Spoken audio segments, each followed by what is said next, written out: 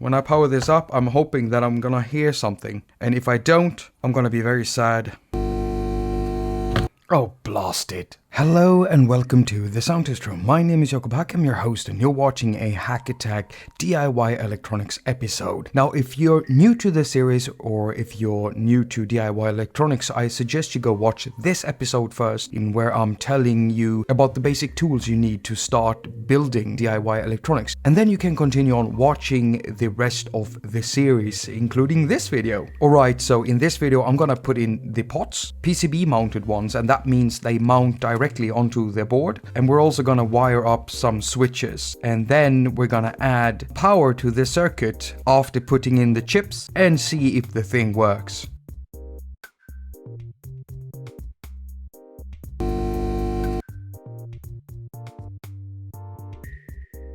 And right off the bat, I realized I did a mistake in ordering these ones. I was planning on mounting them like that.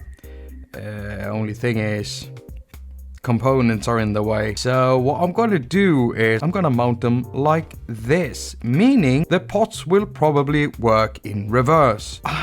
I'm not even gonna bother caring. I could just use cables now instead and just wire these. But the thing is, I am so damned lazy. This is turning into a do not build an echo bass delay pedal like this. If the thing works when I'm done, I'll be surprised. So the 100k pots are in at the right places, and that's good, so let's continue.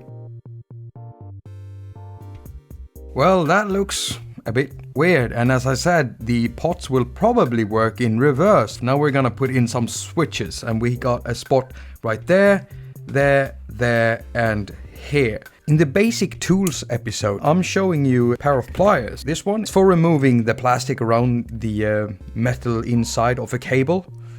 I'm talking really funny, I know, but this is what you use it for. So you basically skin the cable. When doing stuff like this, now I'm gonna solder a cable onto a DC jack holder. Now I know I said I was gonna power this with a 9-volt battery, but usually when I build stuff, I always have some kind of wall power to test my stuff out. And as you can see, helping hands is a very nice thing to have. Now when wiring the switches, I've chosen switches that have 3 legs, and they have 2 on modes. There are several kinds of switches, especially if you're using stomp box switches, they usually have plenty of legs. So you're gonna have to read up a bit on that. Alright, so I've soldered all of the switches and stuff right onto the board. Now I'm gonna put in the chips, and hopefully we're gonna get something going on here. That's the delay chip, and then I'm gonna put in an op amp,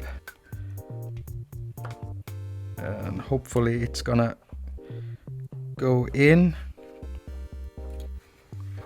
Right, we got another op amp.